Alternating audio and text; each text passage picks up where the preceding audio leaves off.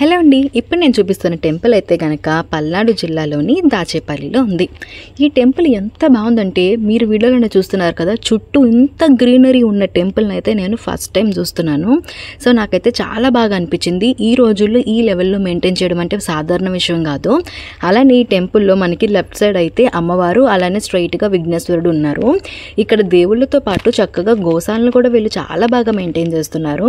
అలాగే ఎవరైనా హోమాలు చేసుకోవాలనుకుంటే కనుక వాళ్ళకి స్పెషల్గా ఒక హోమం చేసుకోవడానికి హోమగుండం కూడా కన్స్ట్రక్ట్ చేశారు. ఇదిగో మీరందరూ కూడా విఘ్నేశ్వరుని చూసి దర్శనం చేసుకోండి. గ్రీనరీ విషయాన్ని పక్కన పెడితే వీళ్ళు టెంపుల్ని ఎంత హైజెనిక్గా మెయింటైన్ చేస్తున్నారంటే మీరే చూస్తున్నారుగా, అబ్బా సూపర్ అనాల్సిందే. అలానే గుడి చుట్టూ చక్కగా రకరకాల మొక్కల్ని కూడా వీళ్ళు నాటారనమాట. నేనైతే అమ్మవారిని అయితే ఈసారి వీడియో తీయలేకపోయాను, ఎందుకంటే తర్వాత రోజు శుక్రవారం అనమాట. సో వాళ్ళకి అంటూ కొన్ని ఉంటాయి కదా, శుక్రవారం అంటే భక్తులు ఎక్కువగా ఉంటారు, చక్కగా రెడీ చేసుకోవాలి కదా. సో అందుకని నాకైతే కుదరలేదు.